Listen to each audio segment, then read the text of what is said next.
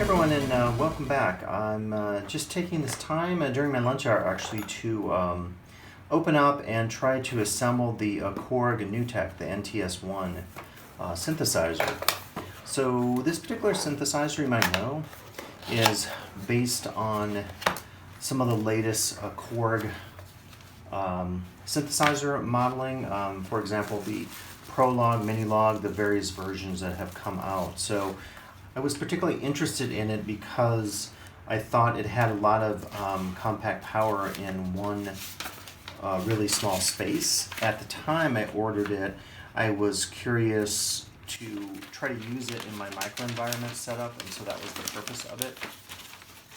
And then it actually was on back order, so it arrived much later than anticipated, but I still I'm pretty excited about it because I think it's going to have potential for that micro setup, and then also maybe integrating with my Eurorack either as an additional oscillator for my Eurorack setup, and some of the sounds I think as you'll hear are pretty amazing, or potentially using it for just its effects, which are also really outstanding.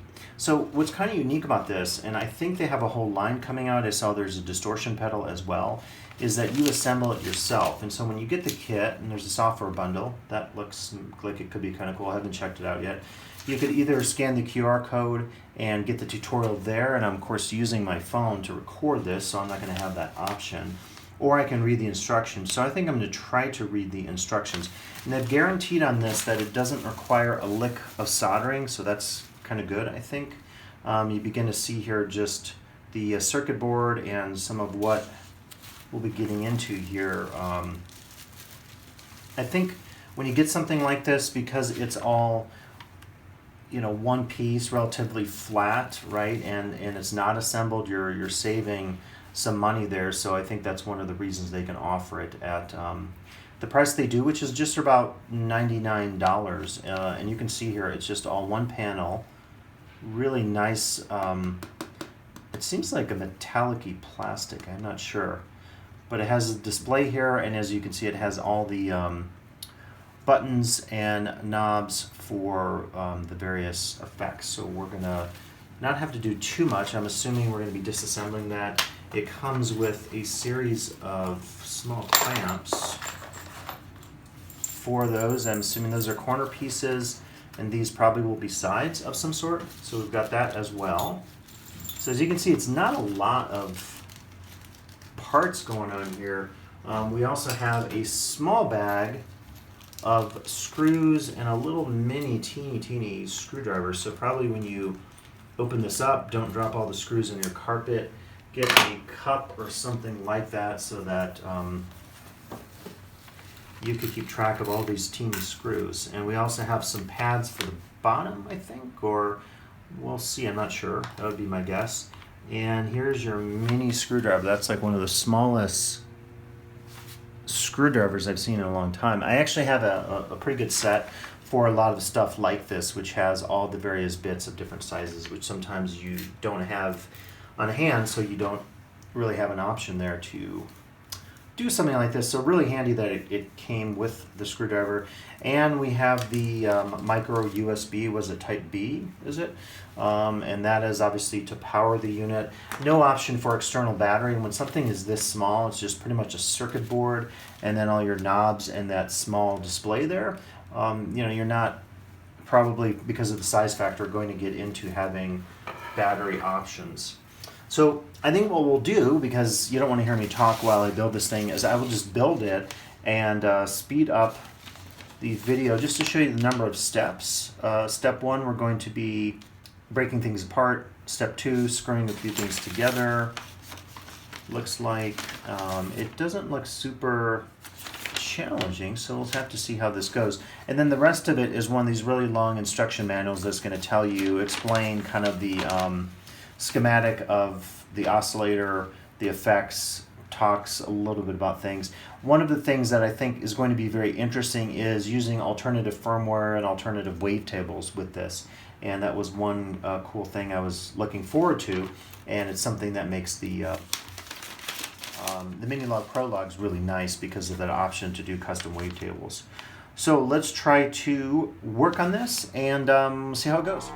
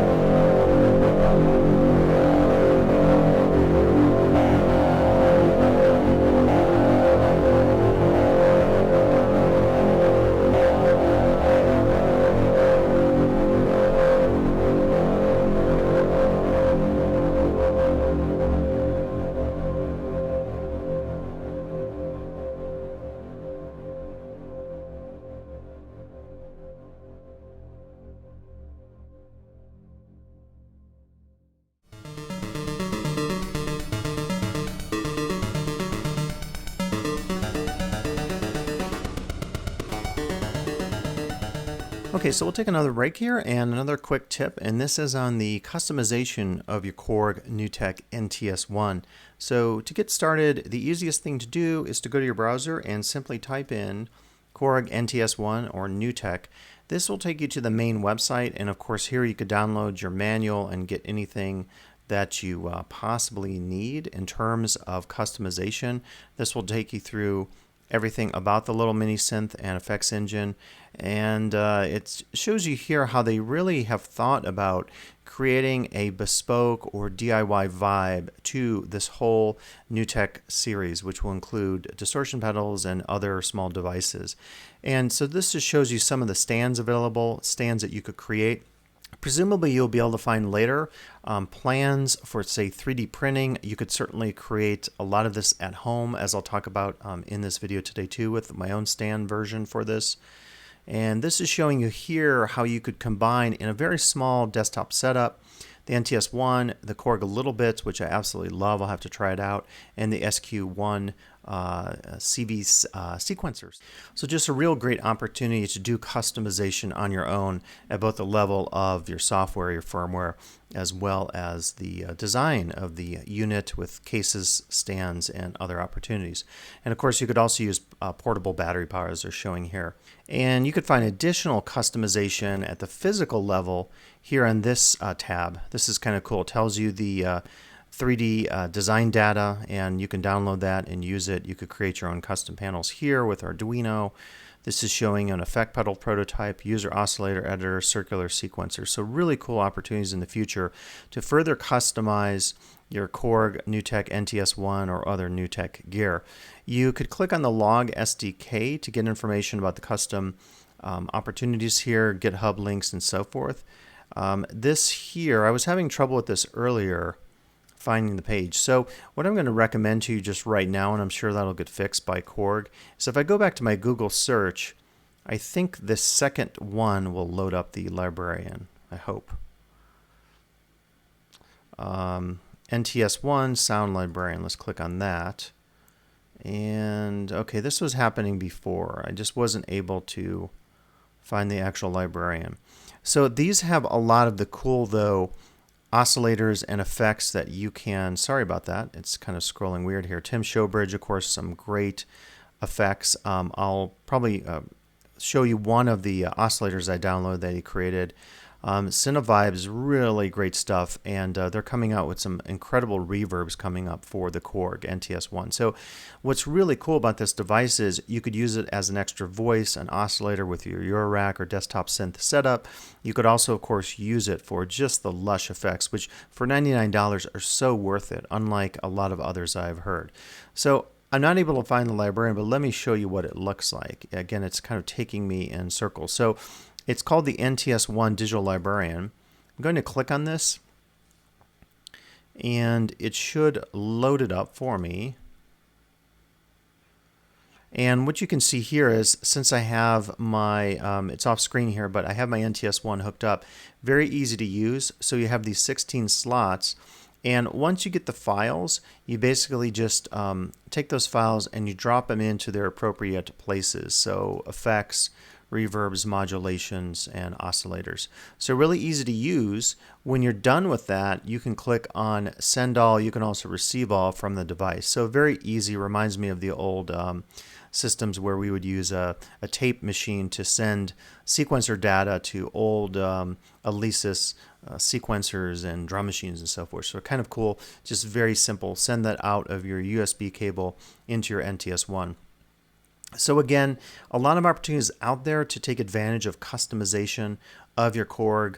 Take advantage of what's out there. You can purchase some of these oscillators or effects, and many are available for free. So yet another great advantage of this miniature synthesizer and effects unit for your musical and sonic needs.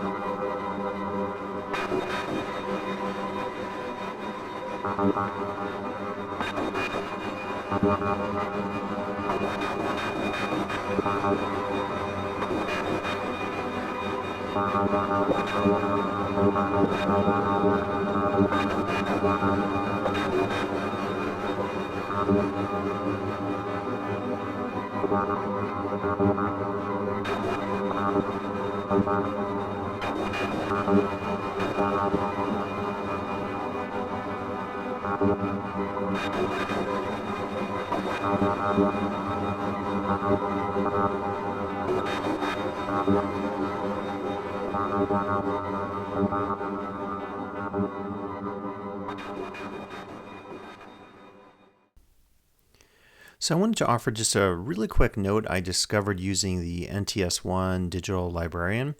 This, again, is a program that you use to customize your oscillators or 3 effects types.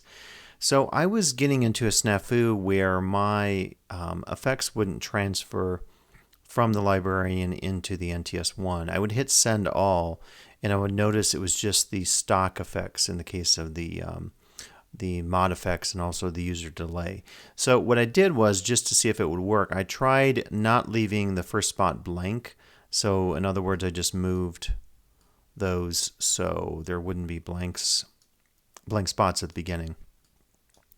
And I hit send, and that seemed to work. So I don't know if it had to do with the particular firmware. Prior to today, I was using a really old firmware, and I just updated to 1.20, or if it had something to do with a quirk in the librarian. But wanted to mention that in case you came across a similar issue, not being able to access your user effects in the NTS-1.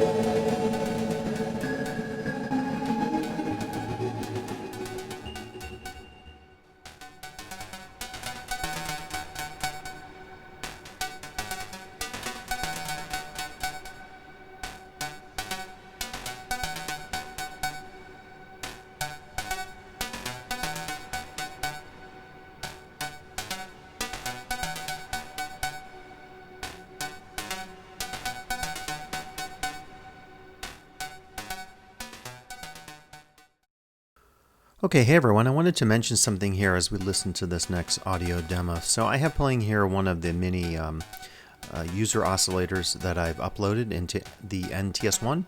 And I discovered when I was trying to get this demo done that I've been recording everything in mono from the Korg. And I think sometimes when we work in the world of modular, we get used to everything being in mono. And indeed, if you get to play with the NTS-1, one of the coolest things about it is the fact that it does have stereo separation. So you can listen and experiment to the various oscillators and effects to see what the stereo separation does for you in terms of the sound. So we're listening here to this oscillator, and I wanted to put the reverb on and then also use the stereo delay, and I think you'll really appreciate here the stereo separation as you're hearing the stereo delay coming out of the Korg NTS-1. So apologies for doing this in mono, much of it the sound demos, but it's another great opportunity to say that for $99 you really can't beat the Korg in terms of its many features.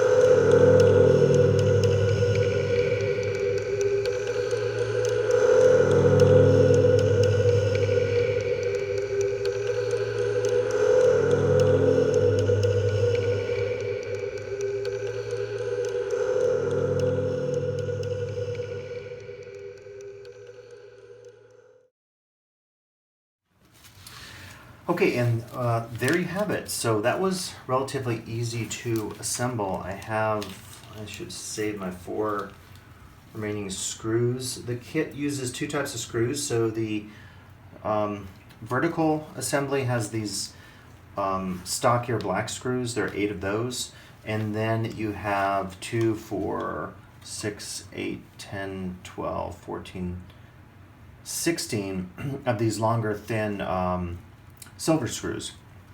And as a few people have noted, when you break the kit apart at first, it's a little scary, but it's really super well assembled. I mean, this thing is precision cut in terms of everything, and it looks really nice for a low-cost synth.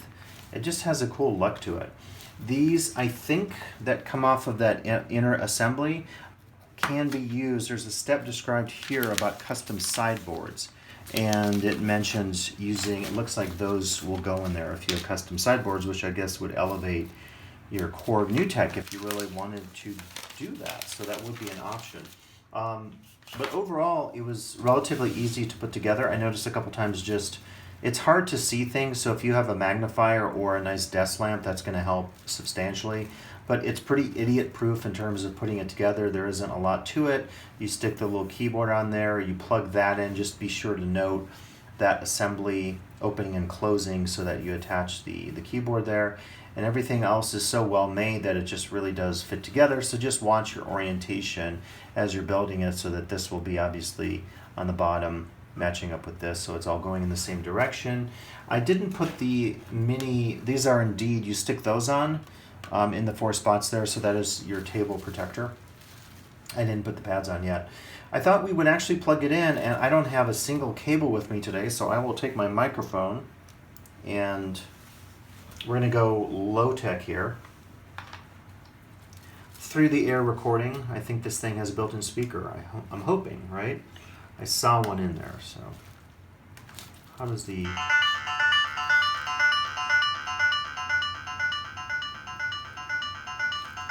So that's kind of interesting that, you know, for this price point, you're getting so much in this package. It has an arpeggiator. This keyboard is not anything to write home about, but it will change your sequence. And you know, the other thing you're getting is a synthesizer that allows you to control the filter, other aspects of the shape, the wave shape, and of course you can, I haven't even read the manual here. Let's see, go for a plate reverb. And you know, it has the built-in effects.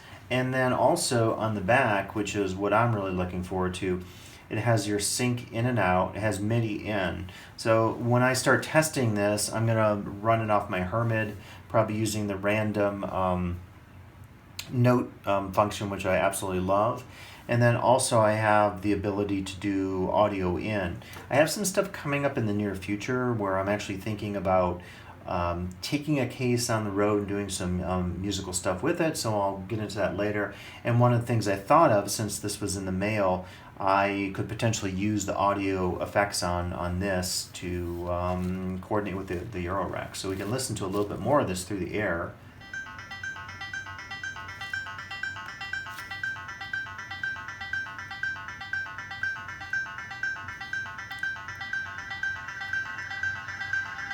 You're hearing some of the reverb there. I have to say, this sounds pretty amazing, actually. Nice big reverb.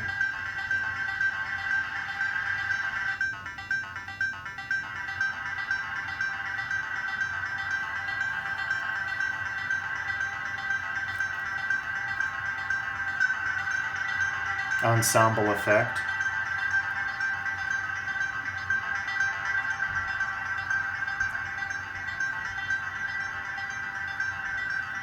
And delay.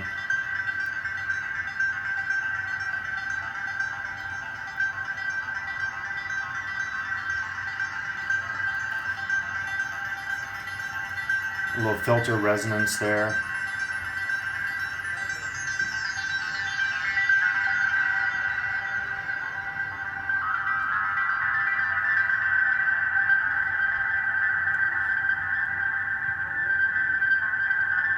ADSR, and back to our oscillator.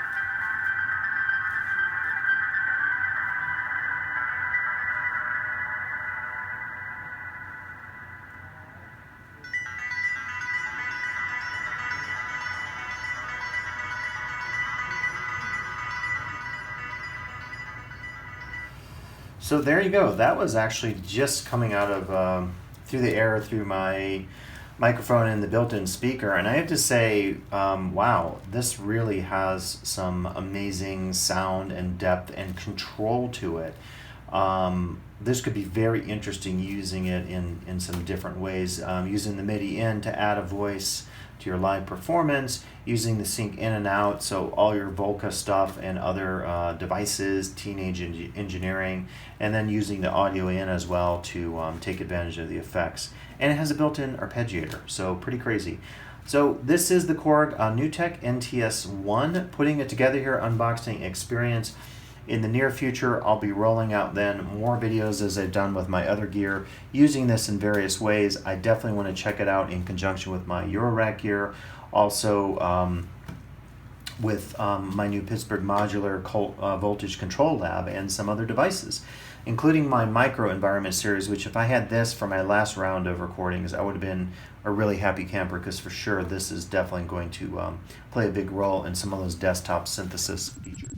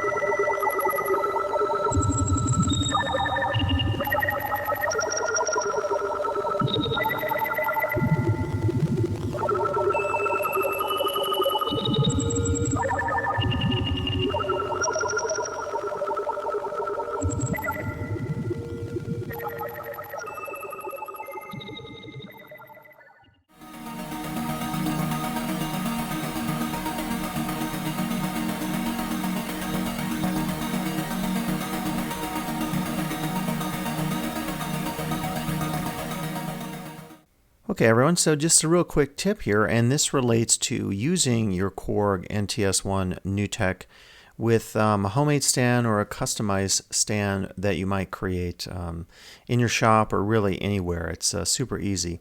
You can take any bit of wood, scrap wood like I did here, you don't even have to paint it, and you can make a very simple construction that basically has a flat back. It could be actually cut a little shorter than mine, very easy to do that. And then just put a angle up, a 45-degree angle, such that you hold up the back plate or back wall, and your Korg NTS-1 can sit up nicely right up against that. So you can do this with cardboard. The thing is so light it really wouldn't matter what you use. You could just use some scrap material. Of course, you could also go online and download plans and cut something and make something customized, perhaps 3D print options. IKEA has some really cool holders that you could use for even larger gear. But I actually discovered this. So this is a cell phone, a very cheap cell phone stand that I found on Amazon for just a couple bucks. And the idea behind this is if you're on a plane or somewhere where you just want your phone sitting out like this in landscape, or I guess even in portrait, the thing is adjustable. You could then watch a movie or do a Zoom, teleconference, whatever. So actually this would work quite perfectly for the Korg NTS-1. Again, go online, go to Amazon, type desktop cell phone holder, something like that, and I'm sure a bunch of these would come up. Again, it's really up to you. You could build something on your own, or you could purchase something, or as I said, go to a store like IKEA or even a dollar store and find something like this, because it really has a very similar form factor to a cell phone. So thus, you could use a cell phone stand for a similar purpose with your Korg NTS-1. Hi everyone, so in the process of making this video, I discovered something that might be useful just in terms of my previous comments about the stand. So one of the things you'll note on the NTS-1 is that the audio output is on the bottom of the device, whereas all of the other sync in, sync out, MIDI in, the power, the USB, and the audio input are all found on the top of the device. So it does present a bit of a challenge. As you can see at the bottom of my stand there, the audio cable is going to present a bit of a challenge, because depending on where I hang that from, unless I have a very thin pedestal, it's going to be a challenge. Now, one thing you could do, I actually did this for my Lyra 8 for the purpose of trying to deal with some similar issues, is you could use one of those right angle cables like I have on there. And that's actually a mono one. I don't have a stereo one that I know of. So it's a bit of a challenge, and what I'll be doing is in my second video talking a little bit more about other options for stand customization, including a template that's offered to you in the Korg NTS-1 manual. So just note that if you're thinking about a stand for your Korg NTS-1.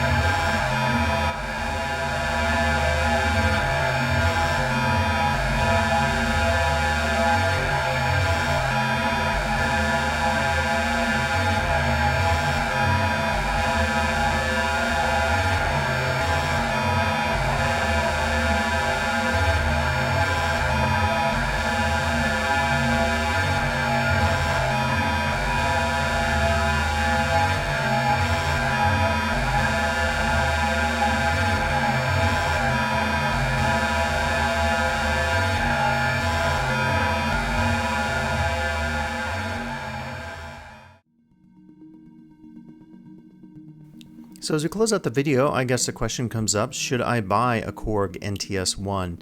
In my personal opinion, for $99, you can't really beat that price in terms of what you're getting in a very cool and customizable instrument slash effects unit. I could literally see paying $99 just for the oscillators and the various sounds. And again, some of the custom oscillators coming out now are really phenomenal to be able to get the sounds that you could get. And the customization that you can do with those sounds is really remarkable, both in terms of the custom oscillators, the different firmware out there, and then also just as we're looking at the device here, some of what you can do on the fly tweaking the device in terms of the filter, in terms of ADSR and so forth. And so you could take this on the road, you could use it in a desktop setup and really have the ability to do a lot in a very small form factor package. I also think for $99, the effects on the unit, as we've heard today, are also well worth the money. You can certainly pay a lot more for certain reverb pedals out there that could be $200-300. So $99 is a really great price point. Of course, like you would find with any small desktop synth or effects unit, there are limitations certainly. The keyboard is kind of a joke. I don't think necessarily you'd want to even get into using that keyboard, but for triggering a quick arpeggio with a couple notes here and there just to establish the parameters of that arpeggio, it really, I think, does the job. And of course, you could take advantage of the sync in and out and also the MIDI in jack as well. So it really does have a lot of features for $99. Like anything else, think about whether or not the Korg NTS-1 will fit in with your particular synthesizer or sound setup before purchasing. So thanks for listening. As usual, if you get a new tech synthesizer, have fun with it. I'm sure before too long these will be popping up built kits on reverb.com as people sell them, but I'm really excited to have mine for now and looking forward to using it in some upcoming experiments.